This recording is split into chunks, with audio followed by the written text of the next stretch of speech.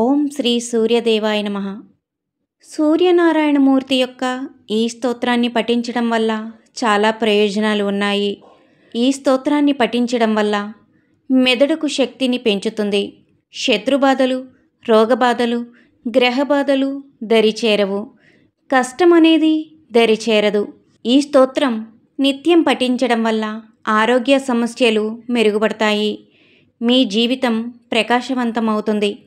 మీరు ఏ కార్యం తలపెట్టినా విజయం వరిస్తుంది. మీకు ఎల్లప్పుడూ సూర్యనారాయణ స్వామి యొక్క అనుగ్రహం కలగాలని కోరుకుంటూ ఈ స్తోత్రం.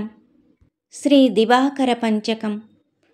అతుల్య వీర్యముగ్రతేజసం సురం సుకాంతిమింద్రియప్రదం సుకాంతిదం కృపారసైకపూర్ణమాదిరూపిణం దివాకరం సదా భజే శుభాస్వరం.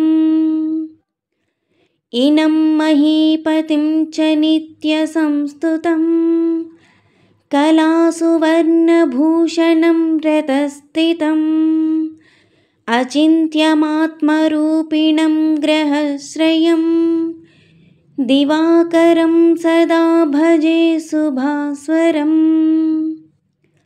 ఉషోదయం వసుప్రదం సువర్చసం విదిక్ప్రకాశకం కవిం కృపాకరం సుశాంతమూర్తిమూర్ధ్వగం జగజ్వలం దివాకరం సదా భజే శుభాస్వరం. ఋషిప్రపూజితం వరం వియచ్చరం పరం ప్రభం సరోరుహస్య వల్లభం సమస్తభూమిపం చ తారకాపతిం దివాకరం సదా భజే శుభాస్వరం.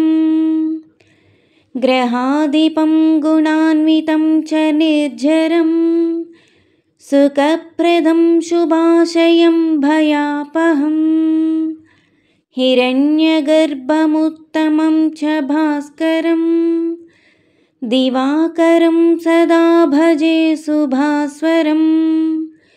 ఇతి శ్రీ దివాకర పంచకం సంపూర్ణం. నా వీడియో కనుక మీకు నచ్చినట్లయితే తప్పకుండా లైక్ చేయండి, షేర్ చేయండి, సబ్స్క్రైబ్ చేయండి.